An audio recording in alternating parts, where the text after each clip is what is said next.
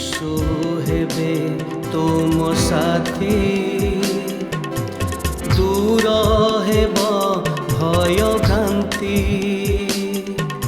से तो जगतर ज्योति अंधकार हेब इति प्रात ज्योति जीवन जला प्रात ज्योति। प्रिय दर्शक बंधु नमस्कार। ख्रीष्ट सम्मिलित मंडली भुवनेश्वर आनुकूल्य नियमित प्रसारित होता विशेष कार्यक्रम प्रात ज्योति यही कार्यक्रम को आपण को स्वागत करुच्ची। आपण पूर्व समय परि आज ये कार्यक्रम देखा निमंते उपस्थित अच्छा नियमित ये कार्यक्रम देखुअछंती से मैंने प्रभु को धन्यवाद दो आपण निमंते प्रभु को धन्यवाद दो एवं आपण को मध्य धन्यवाद जनाओ जे आपण विश्वस्त भाव में यह देखुअछंती। आ मु आशा करे ये कार्यक्रम सूचना आपणकर परिवार वर्ग को बंधु मान को मध्य दौरान जद्वारा से माने मध्य ये कार्यक्रम नियमित देखिकी आशीर्वाद प्राप्त हुअन्ति। आम मैंने यही कार्यक्रम विशेष करके ईश्वर वाक्यरू अल्प ध्यान करिथाउ जहाँ आममानकर दैनंदिन जीवन पाए आवश्यक अटे। चिंता करी देखंतु देखु देखु 2025 सालटे सरी आसिला। आम मैंने कहयाकु गले ये शेष दिन रे आसी पहुँचीछु। बीती जाइथिबा 365 दिन प्रभुंकर अनुग्रह को आम माने देखिचु, ताहांकर विश्वस्तता को देखिचु। निश्चय अनेक बाधा विघ्न आसीछि, अनेक समस्यार सामना करिसेंती, अनेक हुएत पीड़ित होइछंती, रोगाक्रांत होइछंती, विभिन्न समस्यार सम्मुखीन होइछंती। मात्र आज दिन को थरे लक्ष्य करंतु। बीती जाइथिबा दिन मानकर थिबा सब समस्या सेटा पछरे रहीगला। आपण ताकू धरिके ए पर्यंत आसी नाहंती। आपण से सब को अतिक्रम करी आसी अछंती एवं ईश्वरंकर धन्यवाद हो जे ईश्वर केड़े विश्वस्त भाव में 2025 सालर प्रथम दिन आरंभ करिकी ए शेष दिन पर्यंत से आपणार विश्वस्तता को धरी रखिछंती। से विश्वस्त परमेश्वर हेइथिबारु, से अपरिवर्तनीय परमेश्वर हेइथिबारु आम माने गोटे पर एक दिन गोटे पर आउ गोटे दिन गोटे पर आउ गोटे दिन आम माने देखिबा को पारिछु। एवं ईश्वरंक वाक्य रे कथा अति स्पष्ट भाव में लिखा अछि जे सदा प्रभुंकर बहुविध दया हेतु आम्भे माने विनष्ट होई नाहु। से सबु प्रति प्रभात रे नूतन अटे।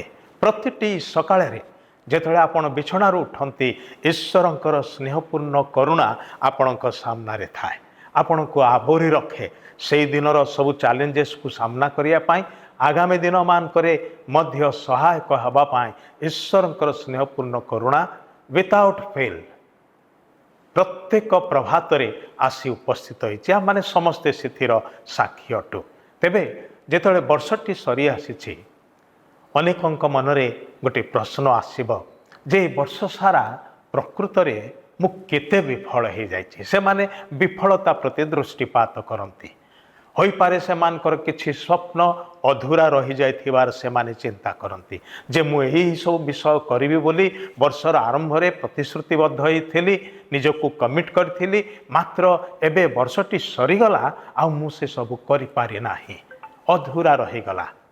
एवं आउ के होते भाबुथेबे जे मु जहा लक्ष्य करथिली हासिल करिवि बोली से लक्ष्य पूरण करि पारले नाही, मोर उद्देश्य को कार्यकारी करि पारले नाही।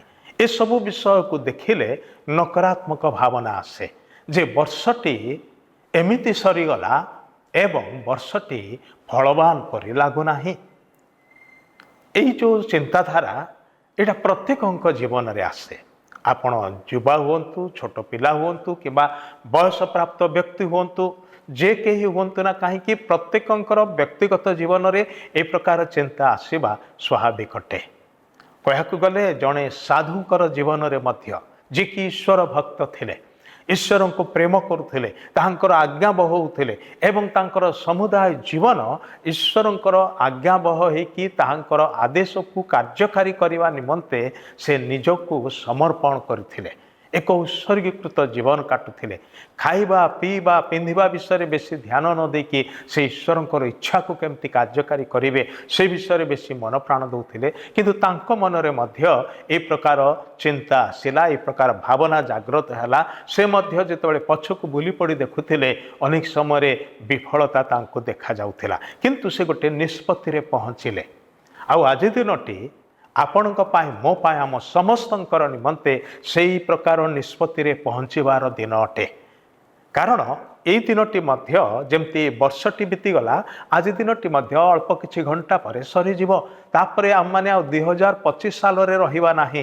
ଆମମାନେ ଈଶ୍ୱରଙ୍କର ଦୟା ଏବଂ କରୁଣା ହେଲେ ଆମମାନେ ନୂଆ ଏକ ବର୍ଷରେ ପାଦ ଦେବା। ପୁଣି ନୂଆ ପ୍ରତିଶ୍ରୁତି ନେଇକି, ପୁଣି ନୂଆ ପ୍ରତିଜ୍ଞା ନେଇକି, ପୁଣି ନୂଆ ସଂକଳ୍ପ ନେଇକି, ପୁଣି ନୂଆ ସମର୍ପଣ ନେଇକି। କିନ୍ତୁ ସେହି ସମର୍ପଣ, ସେହି ସଂକଳ୍ପ, ସେହି ପ୍ରତିଜ୍ଞା, ସେହି ପ୍ରତିଶ୍ରୁତି ସେସବୁ ବର୍ଷ ସାରା ଲାଗି ରହିଥିବ ତ ସେଇଟା ହେଉଛି ଚିନ୍ତାର ବିଷୟ।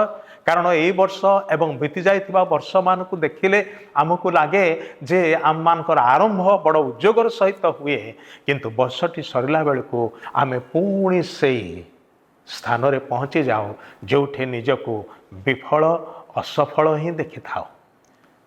ତେବେ ମୁଁ ଜଣେ ବ୍ୟକ୍ତିଙ୍କ ବିଷୟରେ କହୁଥିଲି ଯାହାଙ୍କ ମନରେ ମଧ୍ୟ ଏ ପ୍ରକାର ଚିନ୍ତା ଆସୁଥିଲା। ସେ ହେଉଛନ୍ତି ସାଧୁ ପାଉଲ ବା ପ୍ରେରିତ ପାଉଲ। ପରମେଶ୍ୱର ଯେଉଁଦିନ ତାହାଙ୍କୁ ଦମେଶକ ପଥରେ ଦର୍ଶନ ଦେଲେ ଏବଂ ଆଜ୍ଞା ଦେଲେ, ସେହି ମୁହୂର୍ତ୍ତରେ ସେ ଆପଣାର ଜୀବନକୁ ଏବଂ ଆପଣାର ଅବଶିଷ୍ଟ ଭବିଷ୍ୟତକୁ ସେହି ଜୀବିତ ଈଶ୍ୱରଙ୍କ ନିକଟରେ ସମର୍ପଣ କଲେ।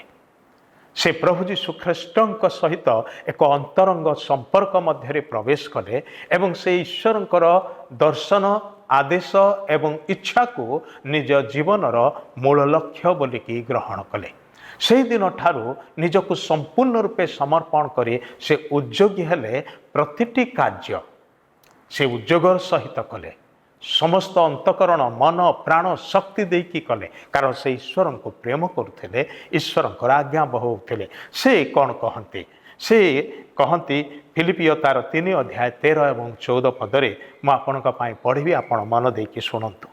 ହେ ଭାଇମାନେ, ମୁଁ ଏପର୍ଯ୍ୟନ୍ତ ତାହା ଧରିଅଛି ବୋଲି ମନେ କରୁନାହିଁ। ଅର୍ଥାତ୍ ସିଦ୍ଧତା ମୁଁ ପାଇନାହିଁ, ସମ୍ପୂର୍ଣ୍ଣ ସଫଳତା ପାଇନାହିଁ, ଏପର୍ଯ୍ୟନ୍ତ ତାହା ଧରିପାରିଛି ବୋଲି ମନେ କରୁନାହିଁ। କିନ୍ତୁ ଗୋଟିଏ ବିଷୟ ମୁଁ କରୁଅଛି, ମୋର ଏଇ ଜୀବନ ଯାତ୍ରାରେ ମୁଁ କ'ଣ କରୁଛି? ସେ କହୁଛନ୍ତି ପଶ୍ଚାତ୍ ବିଷୟ ସବୁ ମନରୁ ଦୂର କରି ସମ୍ମୁଖରେ ଥିବା ବିଷୟ ଗୁଡ଼ିକ ପ୍ରତି ଦୃଷ୍ଟି ରଖି ଖ୍ରୀଷ୍ଟ ଯୀଶୁଙ୍କ ଠାରେ ଈଶ୍ୱରଙ୍କ ସ୍ୱର୍ଗୀୟ ଆହ୍ୱାନର ପଣ ପାଇବା ନିମନ୍ତେ ପ୍ରାଣପଣ କରି ଲକ୍ଷ୍ୟସ୍ଥଳକୁ ଦୌଡ଼ୁଅଛି। ସେ କହୁଛନ୍ତି ମୁଁ ଦୌଡ଼କୁ ଜାରି ରଖିଛି।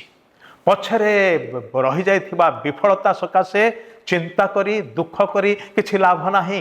ହଁ, ମୁଁ ସେଗୁଡ଼ାକ ପାଇଁ ଅନୁଶୋଚନା କରୁଛି, ସେଥିପାଇଁ ମୁଁ ଅନୁତାପ କରୁଛି, କିନ୍ତୁ ସେଇଠି ପଡ଼ି ରହିବାକୁ ଚାହୁଁନାହିଁ।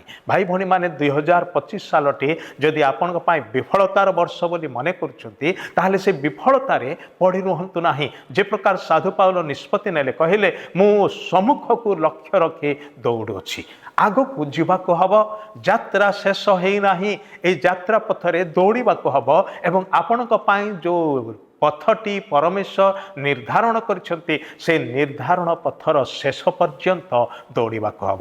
ଅଲିମ୍ପିକ ରେସ୍ରେ ଯେମିତି ଲୋକମାନେ କ୍ରୀଡ଼ା ପ୍ରତିଯୋଗିତାରେ ରନିଂ ରେସ୍ରେ ଦୌଡ଼ନ୍ତି, ସେମାନଙ୍କର ଗୋଟେ ଫିନିସିଂ ଲାଇନ୍ ଅଛି।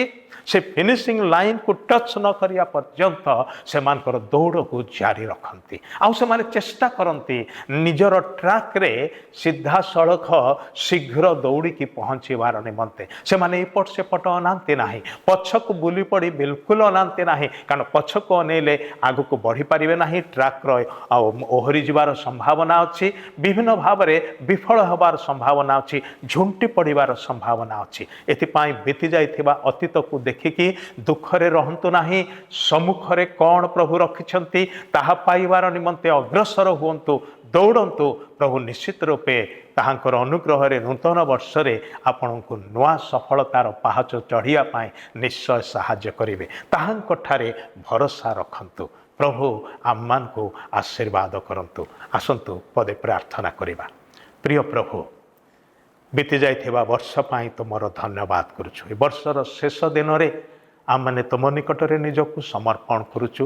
ଆମମାନଙ୍କର ସମସ୍ତ ବିଫଳତା, असफलता आममानकर अफलप्रदता सबकिछि को नहीं तुम निकट को आसुचु।